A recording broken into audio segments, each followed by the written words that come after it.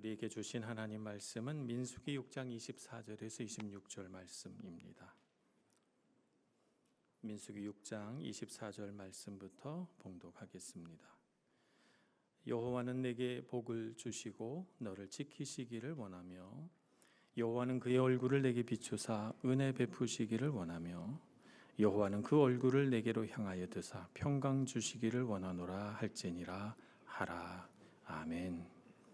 이 세상에서 복을 주실 수 있는 분은 오직 한 분, 하나님 분이십니다.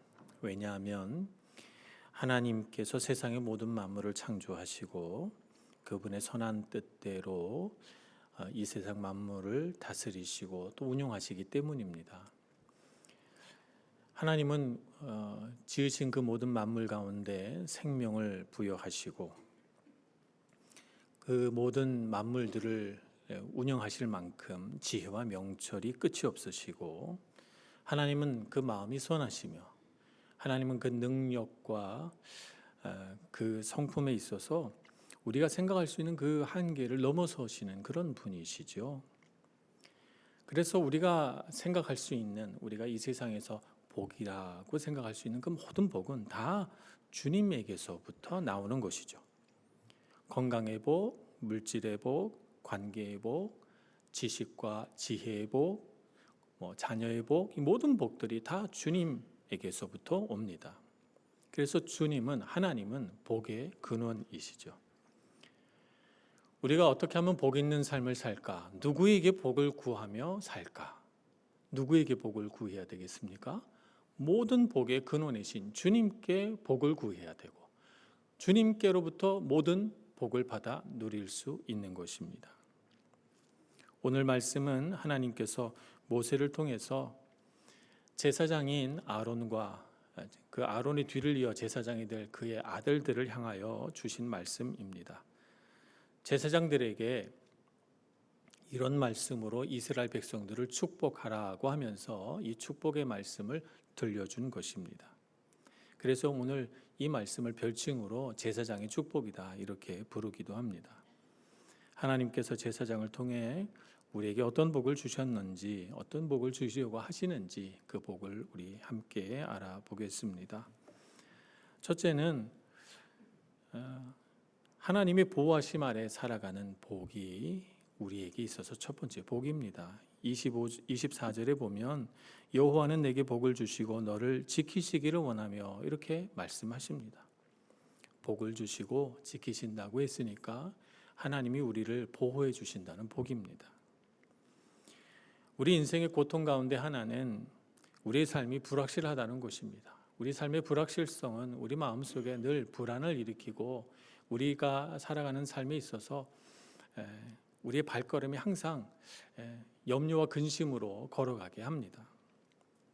우리는 우리의 미래가 어떻게 될지 알 수가 없고 우리가 선택하고 우리가 수고한 것이 어떤 결과로 우리에게 나중에 찾아올지 알 수가 없습니다.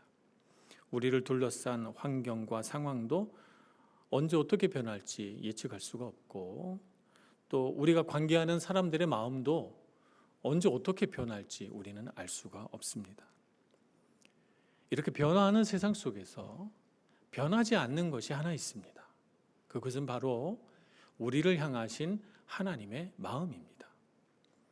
신명기 7장 9절에서는 하나님의 마음을 하나님께서 직접 이렇게 말씀해 주십니다. 그런즉 너는 알라 오직 내 하나님 여호와는 하나님이시요 신실하신 하나님이시라. 그를 사랑하고 그의 계명을 지키는 자에게는 천대까지 그의 언약을 이행하시며 인애를 베푸시되 라고 되어 있습니다. 하나님을 사랑하고 하나님을 경외하는 자를 하나님은 기뻐하시고 이런 사람에게 하나님은 신실하게 은혜를 베푸시고 그 사람을 지키시고 보호하시는데 천대에 이르기까지 그렇게 하신다는 거예요. 그래서 하나님은 다윗처럼 하나님을 경외하는 사람을 기뻐 받으시고 그의 삶의 복을 주실 뿐만 아니라 그 복이 다윗의 자손으로 일컬어지는 그 수많은 세대에 이르기까지 하나님은 복을 주시고 그 다윗의 자손 끝에 예수 그리스도가 태어나게 하신 것입니다. 하나님을 사랑하고 하나님을 의지하는 자를 향하신 하나님의 사랑은 하나님의 그 신실하신 사랑은 변함이 없으시다. 그렇기 때문에 모든 것이 불확실한 세상 속에서 우리는 하나님만이 신뢰할 수 있는 분이라는 사실을 알아야 합니다. 우리가 의지하고 신뢰할 분은 하나님밖에 없다 하는 것을 알아야 되겠습니다. 여호수아가 처음에 모세의 뒤를 이어서 지도자가 됐을 때 이스라엘 백성들은 여호수아의 지도력에 대해서 의심했습니다. 과연 모세처럼 잘 다스릴 수 있을까? 과연 모세처럼 우리를 위기에서 건져낼 수 있을까? 과연 그는 가나안 땅을 정복하는 일에 있어서 유능한 장수가 될 수 있을까? 백성들은 그의 지도력에 대해서 알 수가 없었습니다. 여호수아 자신도 알 수가 없었습니다. 무거운 책임감 속에서 그는 불안했고 두려웠습니다. 그래서 하나님 앞에 엎드려 기도했겠죠. 기도에 응답하신 하나님의 말씀이 여호수아서 1장 9절에 나와 있습니다. 내가 내게 명령한 것이 아니냐. 강하고 담대하라. 두려워하지 말며 놀라지 말라. 내가 어디로 가든지 내 하나님 여호와가 너와 함께 있느니라. 하나님께서 함께 하시겠다는 거예요. 하나님 두렵습니다. 하나님 무겁습니다. 하나님 알 수가 없습니다. 이 불확실한 자신의 미래 앞에서, 자신의 능력 앞에서 벌써부터 마음이 움츠러들고 두려워하는 여호수아에게 하나님께서 하신 말씀은 내가 너와 함께 하느니라. 두려워하지 말거라. 아들아 담대하거라. 이렇게 말씀하고 있는 것입니다. 감당하지 못할까 봐 떨고 있는 여호수아에게 말입니다. 함께 하신다라고 하는 것은 지켜주시겠다는 약속입니다. 하나님은 주님을 믿고 의지하는 사람들과 함께 하시고 그들을 떠나지 아니하시고 그들을 환난과 시련으로부터 지켜주십니다. 아브라함의 아들이었던 이삭은 성경에 나타난 유명한 여러 인물들 중에서도 유독 좀 존재감이 없는 그런 사람인데요. 이삭의 이야기 가운데 아주 특징적인 이야기 한 가지가 있습니다. 그가 가뭄이 와서 블레셋 사람들이 모여 사는 땅에 가서 빌부터 살 때입니다. 그가 그곳에서 농사를 짓고 거두니 그 해의 소출이 100배나 되었다 이렇게 성경은 기록하고 있습니다. 그가 소와 양과 나귀들 키우는데 그 양떼가 얼마나 많은지 심이 많았더라 이렇게 성경은 기록합니다. 블레셋 사람들의 땅에 와서 빌부터 사는데 근데 그가 점점 더 부자가 되고 그가 농사를 지면 농사가 잘 되고 양을 키우면 양떼가 많아지고 하니까 블레셋 사람들이 그를 시기합니다. 그가 농사 짓는 곳 한복판에 있는 우물을 빼앗아 버리고 그 우물을 막아 버립니다. 쫓겨난 블레셋 땅에서 쫓겨난 이삭은 그것보다 조금 더 위로 올라가서 우물을 파니 또 물이 솟습니다. 쫓아온 블레셋이 또 그 우물을 빼앗아 버립니다. 다시 더 척박한 환경으로 쫓겨난 이삭은 또 우물을 팝니다. 근데 또 물이 나오는 거예요. 블레셋 사람들이 또 쫓아와서 그 우물을 빼앗습니다. 이렇게 하기를 무려 4번. 그가 5번째 하나님 앞에 기도하고 우물을 판 곳이 브엘세바입니다. 하나님이 주신 땅, 그가 에서와 야곱을 얻은 땅이죠. 그곳에서도 우물을 파니 물이 솟아났다. 성경은 이렇게 기록하죠. 그랬더니 그 브엘세바까지 블레셋 왕 아비멜렉이 쫓아옵니다. 그가 와서 무슨 말을 했을까요? 군대 장관까지 데리고 온 아비멜렉은 이삭을 향하여 이렇게 말합니다. 창세기 26장 28절입니다. 그들이 이르되 여호와께서 너와 함께 계심을 우리가 분명히 보았으므로 여호와께서 너와 함께 계심을 분명히 보았으므로 이제 너는 우리와 화친하자. 평화 조약을 맺자. 이렇게 요청합니다. 훨씬 더 힘이 세고 땅도 광대하게 가지고 있는 이 블레셋 왕이 이삭이 두려워서 그랬겠습니까? 하나님이 두려워서입니다. 이삭이라고 하는 사람은 어디를 가든지 하나님이 함께 계시고 그가 손대는 일들은 다 잘 되게 해주시는구나. 내가 이삭을 건드렸다가는 하나님께 벌을 받겠구나 라고 생각한 아비멜렉 왕은 이삭에게 쫓아와서 자신의 한 잘못이 있으니까 우리와 평화 조약을 맺자, 이렇게 말하는 것입니다. 하나님의 함께 하심은 하나님의 지켜주심입니다. 하나님은 우리와 함께 계시는 줄로 믿습니다. 다윗을 지키시는 하나님은 역대상 17장 8절에서 이렇게 다윗에게 말하십니다. 내가 어디로 가든지 내가 너와 함께 있어 내 모든 대적을 내 앞에서 멸하였은즉 세상에서 존귀한 자들의 이름 같은 이름을 내게 만들어 주리라 라고 말씀합니다. 이 말씀인즉 다윗이 어디로 가서 누구와 싸우든 하나님께서 함께 하셔서 그의 생명을 지켜주시고 그가 싸우는 어떤 싸움에서든지 승리하게 해주신다는 거예요. 그와 맞서고자 하는 대적은 다 멸하게 해주신다는 것이죠. 얼마나 놀랐습니까? 그래서 다윗은 수많은 전쟁터에서 승리하게 되고 그는 무패의 용사로 이스라엘 백성들에게 칭송받는 사람이 됩니다. 그와 동행하시고 함께 하셨던 하나님, 그를 지키시고 보호해 주셨던 그 하나님을 다윗은 너무나도 감사의 시를 지어 하나님께 고백하고 자신의 마음을 고백하고 찬양합니다. 그의 찬양 27편, 시편 27편 5절에 그는 이렇게 표현합니다. 여호와께서 환난 날에 나를 그의 초막 속에 비밀히 지키시고 그의 은밀한 곳에 나를 숨기시며 높은 바위 위에 두시리로다. 주님께서 지키시고 보호해 주시니 내가 여기 살아있구나. 나를 해하려는 수많은 대적들 앞에서 하나님 나를 이렇게 초막 가운데 은밀한 곳에 나를 보호해 주셨구나 하는 감사의 고백이 이 시편에 담겨져 있는 것입니다. 주님은 우리와 함께 계십니다. 우리를 둘러싼 환경이 아무리 두렵고 위험해 보여도 하나님께서 우리와 함께 하신다면, 하나님이 우리를 떠나지 않으시고 우리를 보호하신다면 우리는 안전합니다. 그 하나님의 보호하심을 믿고 살아가시는 여러분 모두가 되시길 축복합니다. 우리에게서 사람들이 떠나갈지라도 하나님은 떠나가지 않으십니다. 내가 아무리 캄캄하고 어두운 곳에 있다 할지라도 주님이 함께 계시면 나의 삶에는 빛이 가득합니다. 하나님은 우리의 생명을 지켜시고 우리의 삶의 터전을 보호해 주시고 내 일터와 내 가정을 지켜주십니다. 그 하나님을 의지하셔서 2025년 한 해 동안 하나님께서 나와 함께 계시는 줄 믿고 믿음의 용기를 내어 도전하시는 여러분들 되시길 축복합니다.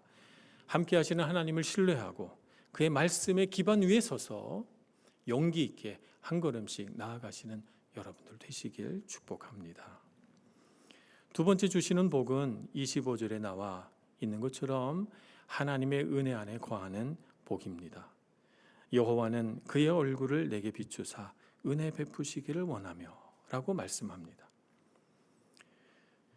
하나님은 우리가 하나님의 은혜를 받을 만한 자격이 있는지 없는지를 따져 묻지 않으시고 그분의 선하신 뜻 안에서 우리에게 은혜를 베푸시는 분이십니다.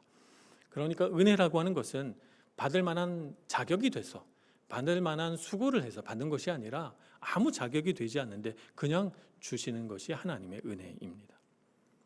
하나님은 은혜를 베푸실 때 그의 얼굴빛을 우리에게 비추시면서 은혜를 베푸십니다.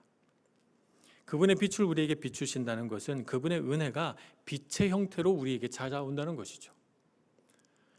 낙심해 있을 때 우리 안에 은혜를 주셔서 그 낙심이 소망이 되게 하고 지쳐 쓰러져 있을 때 하나님의 은혜는 우리에게 다시 힘을 쏟고 힘이 솟아나게 하는 힘이 능력이 됩니다. 사도 바울에게 주님은 큰 광채를 가지고 나타나셨습니다. 부활하신 주님께서 환한 광채 속에서 나타나셨기 때문에 바울은 눈을 뜨지 못하고 그 자리에서 그만 눈이 어두워져 버립니다. 그리고 귀로 예수님의 목소리를 듣게 되죠. 자격 없는 자를 택하시고 사랑해 주시고 그의 인생을 바꾸셔서 놀라운 복음 전도자의 삶을 살아가게 하십니다. 그렇기 때문에 그전까지 예수님을 믿지 못하고 예수 믿는 자를 박해하고 감옥에 가두고 사형 선고를 받는데 내어주었던 이 바울의 그 캄캄한 삶에 예수님은 빛으로 나타나셔서 은혜를 빛같이 비추어 주신 것입니다. 예수님께서 베풀어 주신 은혜 때문에 사도 바울은 마음을 바꾸고 인생의 진로를 바꾸고 관계를 새롭게 하고 사라졌던 마음속 감사와 기쁨을 다시 마음에 품게 돼서 그의 삶은 이전과는 비교할 수 없는 놀라운 삶으로 변화되게 됩니다. 하나님은 우리에게도 그런 은혜를 베푸시는 줄로 믿습니다. 우리에게 구원의 은혜를 주시고 우리의 삶을 바꾸어 주시고 내 생각을 바꾸시고 내 감정을 바꾸시고 나의 관계를 새롭게 하시는 주님이신 줄로 믿습니다. 그 주님은 은혜를 베푸실 때 한 번 주시고 그치시는 것이 아니라 그 은혜를 또 주시고 또 주셔서 계속해서 우리의 삶에 하나님의 은혜가 가득 차게 해주십니다. 우리의 삶에 부족한 것이 없도록 우리가 결핍에 시달려 쓰러지지 않도록 하나님은 우리를 채워주십니다. 만남의 복을 주시고 갈 길을 인도해 주시고 쓸 것을 채워주시고 지혜롭게 살도록 우리를 인도해 주십니다. 빌립보서 4장 19절에 보면 이런 말씀이 있습니다. 나의 하나님이 그리스도 예수 안에서 영광 가운데 그 풍성한 대로 너희 쓸 것을 채우시리라 말씀하십니다. 그러니 여러분, 내 삶이 참 가난하다 생각하지 마시고 내 가난한 두 손을 보기보다 하나님의 그 풍성하신 품을 바라보며 사시기를 축복합니다. 지금 내가 갖지 못해서 속상해하지 말고 앞으로 하나님께서 허락해 주실 그 많은 은혜를 바라보며 넉넉한 마음으로 만족하고 기뻐하시는 여러분들 되시길 축복합니다. 삶을 살아가다가 자원이 부족해서 낙심이 될 때, 자신의 연약함 때문에 스스로 부끄럽게 여기게 될 때 하나님께서는 언제든지 우리에게 찾아오셔서 우리의 부족함을 채우시고 우리의 연약함을 도우시는 줄로 믿습니다. 내가 능력이 부족하고 지혜가 부족하다고 생각될 때도 주님은 찾아오셔서 은혜로 채워주십니다. 우리가 가져야 할 것은 무엇인가? 우리가 가져야 할 마음은 다윗의 마음과 똑같이 감사와 기쁨의 마음을 품어야 합니다. 주님 감사합니다. 모든 것이 주님의 은혜입니다. 주님의 은혜 없이는 단 하루도 살 수 없습니다. 주님을 기억하고 주님의 은혜를 감사하며 찬양할 때 주님은 우리를 기뻐하시는 줄로 믿습니다. 감사하고 기뻐하는 자들에게 주님은 찾아오셔서 더 큰 은혜를 부으시고 자꾸 은혜를 주십니다. 은혜의 자리로 나오시는 여러분들 되시길 바랍니다. 2025년 한 해 동안 어떻게 하면 우리가 더 많은 은혜를 받고 살아갈 수 있을까? 은혜의 자리를 사모하셔야 됩니다. 예배의 자리를 사모하고 기도하는 자리를 사모하고 주님의 말씀에 목마르고 주님께서 은혜 더 주시기를 갈망해서 주님 앞에 나와 또 기도하고 또 간구하고 주실 때마다 감사하고 기뻐하며 주님 앞에 섰을 때 우리 삶의 은혜의 선순환이 일어나는 줄로 믿습니다. 채워주시고 또 채워주시고 넉넉하게 채우셔서 흘러 넘칠 때까지 이삭에게 주신 것처럼 차고 넘치도록 베풀어 주실 주님의 은혜를 사모하며 은혜의 자리에 서 계신 여러분 모두가 되시길 축복합니다. 세 번째 주시는 복은 평강을 누리게 해주시는 복입니다. 26절에 이렇게 말합니다. 여호와는 그 얼굴을 내게로 향하여 드사 평강 주시기를 원하노라 이렇게 말씀합니다. 오늘날 이 세상은 평강 얻기가 참 어려운 세상이죠. 우리는 생활의 염려와 근심에 늘 쌓여 있고 세상은 우리에게 자꾸 비교하라고 하고 경쟁시키게 만듭니다. 참 평안을 잃기가 쉬운 세상입니다. 주님은 우리를 향하여 얼굴을 드신다 했습니다. 평강을 주시기 전에 우리를 향하여 얼굴을 드신다고 했습니다. 하나님 아버지께서 우리를 바라보시며 얼굴을 드실 때 하나님은 자녀들이 하나님의 얼굴을 바라보기를 소망하실 것입니다. 우리는 자녀로서 그 눈을 바라보며 하나님의 얼굴을 바라볼 때 그분으로부터 평강을 누리게 됩니다. 아버지와 아들이 길을 가고 있을 때 갑자기 깜짝 놀랄 만한 일이 생겼어요. 자전거가 앞으로 휙 지나간다든지 물건이 갑자기 쾅 떨어진다든지 그런 일이 있을 때 자녀들은 누구를 바라봅니까? 나에게 얼마나 큰 일이 일어났는가 이게 중요하지 않아요. 이 일 앞에서 내 아빠는 어떻게 반응하는가 자녀가 그걸 보죠. 그래서 아빠를 쳐다봅니다. 아빠가 그 순간 평안하고 아무 일 없고 그래서 아들에게 놀라지 마, 괜찮아 라고 말하면 아들은 평안합니다. 아버지가 불안하면 그렇지 않겠죠. 그래서 자녀에게 있어서 중요한 것은 아버지의 평안입니다. 아버지가 평안하면 그 얼굴을 바라보는 자녀의 마음도 평안하기 때문입니다. 예수님은 아버지와의 관계 속에서 평안하셨습니다. 예수님은 그 평안을 어떻게 표현하셨냐면 내가 아버지 안에, 아버지가 내 안에라고 표현하셨습니다. 이 표현은 어떤 표현인가 하면 예수님은 날마다 아버지 되신 하나님을 쳐다본다는 것입니다. 아침에 일찍 일어나서 주님을 바라보고 기도하시고 저녁에 모든 사역을 마치시면 또 하나님의 얼굴을 구하며 그 앞에 나아갑니다. 하나님의 얼굴을 날마다 바라보시니 예수님의 평안은 하나님의 평안을 닮아 있습니다. 그분 안에 하나님의 평안이 가득합니다. 하나님의 얼굴에서 그의 얼굴을 돌리지 않기 때문입니다. 예수님은 아버지의 평안을 깊이 누리신 분이시고 그리고 그 평안을 우리에게 보여주신 분이시죠. 예수님 모든 사역을 마치시고 밤이 되자 갈릴리 호수에 배를 띄우시고 건너편으로 건너가자 하셨습니다. 아침부터 너무 많은 사역들을 하셨기 때문에 예수님은 피곤하셔서 배 뒤편에 가서 누우셨습니다. 호수 한복판쯤 갔을 때 아니나 다를까 풍랑이 불어옵니다. 바람이 거세게 불고 물결이 쳐서 배에 물이 고이고 그리고 파도 때문에 배가 걷잡을 수 없이 흔들리니까 유능한 뱃사공이었던 베드로와 그 제자들도 배들을 제어할 수가 없게 됩니다. 너무 속상하니까 전혀 어부로서의 경험도 없는 예수님을 흔들어 깨웁니다. 주님, 우리가 죽게 된 것을 돌보지 않으십니까? 라고 말입니다. 평안히 누워 잠자고 계시던 예수님께서 일어나셔서 바람을 향하여 꾸짖습니다. 잔잔하라, 고요하라.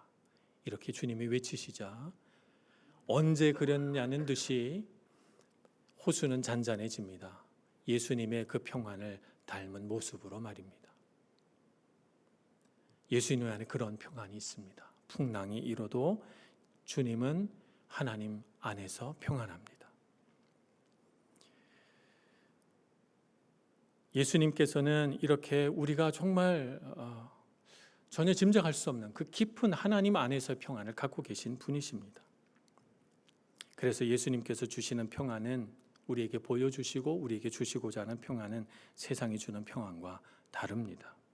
요한복음 24장 27절에서 예수님은 자신의 평안을 이렇게 표현합니다. 평안을 너희에게 끼치노니 곧 나의 평안을 너희에게 주노라. 내가 너희에게 주는 것은 세상이 주는 것과 같이 아니하니라. 너희 마음에 근심하지도 말고 두려워하지도 말라. 주님의 평안을 받아들여 하나님 아버지의 얼굴을 바라보며 2025년 한 해 동안 평강하신 여러분들 되시길 축복합니다. 주님의 얼굴을 바라보고 그분의 품 안에 있기 때문에 우리는 평안합니다. 주님께서 주시는 평안은 또 우리에게 안식과 쉼을 줍니다. 세상에서 지치고 마음이 낙심돼서 우리의 마음이 쉴 곳을 찾지 못할 때 주님은 우리로 하여금 쉬게 해 주십니다. 마태복음 11장 28절에서 수고하고 무거운 짐진 자들아 다 내게로 오라 내가 너희를 쉬게 하리라 라고 말씀하셨습니다. 주님의 평안 안에서 우리를 쉬게 해 주시는 것이죠. 그래서 우리는 주님의 평안을 향해 나아갑니다. 주님께서 하나님 아버지 안에서 누리시는 그 평안은 어떤 평안일까? 주님께서 우리에게 주시고자 하는 쉼은 어떤 쉼일까? 내가 그것을 누리고 내가 그것으로 인하여 내 인생의 안식을 누렸으면 하는 간절한 바람으로 주님 앞에 나아갑니다. 그런 우리의 간절한 마음이 바로 평안을 누리게 하는 통로가 되는 줄로 믿습니다. 로마서 8장 6절에 이렇게 말씀합니다. 육신의 생각은 사망이요 영의 생각은 생명과 평안이니라. 우리가 세상 생각으로 가득 차면 육신의 생각은 사망뿐이지만 우리가 주님을 사모하고 하나님 안에서 평강을 누리고자 그분 앞에 나아가면 영의 생각은 생명과 평안인 줄로 믿습니다. 예레미야서 29장 11절에 이렇게 말씀합니다. 여호와의 말씀이니라 너희를 향한 나의 생각을 내가 아나니 평안이요 재앙이 아니니라. 너희에게 미래와 희망을 주는 것이니라. 주님의 평안을 바라보며 하나님 아버지의 그 평안하신 얼굴을 보며 2025년 한 해 동안 평강하신 여러분들 되시길 축복합니다. 한 해 동안 하나님께서 보호해 주시는 복, 하나님의 은혜 안에 거하는 복, 평강을 누리는 복을 우리가 다 누리며 살아가기를 소원합니다. 그런데 이 말씀을 받는 나 자신만을 위한 말씀은 아닙니다. 다른 사람을 위해서도 이 말씀은 사용될 수 있습니다. 왜냐하면 제사장들에게 주시고 백성을 축복하는 데 사용하라고 하셨으니까 말입니다. 베드로전서 2장 9절에 이렇게 말씀합니다. 그러나 너희는 택하신 족속이요 왕 같은 제사장들이요 라고 말씀합니다. 그러니 우리가 다 제사장입니다. 제사장으로서 우리는 이 축복의 권한을 사용할 수 있습니다. 우리는 축복의 자녀로 부르심 받았을 뿐만 아니라 이 축복의 권한을 사용하도록 부르심을 받았습니다. 가정에서, 일터에서, 교회에서, 세상에서 우리는 거룩한 제사장으로서 이 축복의 권한을 사용해야 할 것입니다. 부모는 자녀를 향하여 이 축복으로 축복하고, 기성세대는 다음 세대를 향하여, 그리스도인은 세상을 향하여 이 축복을 선포하는 삶을 살아야 되겠습니다. 그러면 이 축복을 선포하는 사람이나 이 축복을 받는 사람이나 다 하나님께서 보호해 주시고 그 은혜 가운데 거하게 해 주시고 평안을 누리게 해 주시는 그 모든 복들을 다 누리게 될 줄로 믿습니다. 2025년 한 해 동안 이 축복하는 권한을 마음껏 사용하셔서 우리가 모두 다 하나님께 복받는 한 해가 되기를 간절히 소원합니다. 기도하겠습니다. 사랑이 많으신 하나님, 오늘 저희들에게 주신 말씀에 감사와 찬양을 올려드립니다. 2025년 한 해 동안 우리가 하나님의 보호하심 아래 안전하게 해주시고 주님의 은혜 아래 머물게 해주시고 주님이 주시는 평강을 날마다 누릴 수 있도록 인도해 주옵소서. 우리들의 삶이 하나님의 사랑과 축복을 흘려보내는 통로가 되게 하시며 축복이 필요한 이들에게 주님의 복을 나누어 주는 삶을 살게 해 주옵소서. 예수님의 이름으로 기도합니다. 아멘.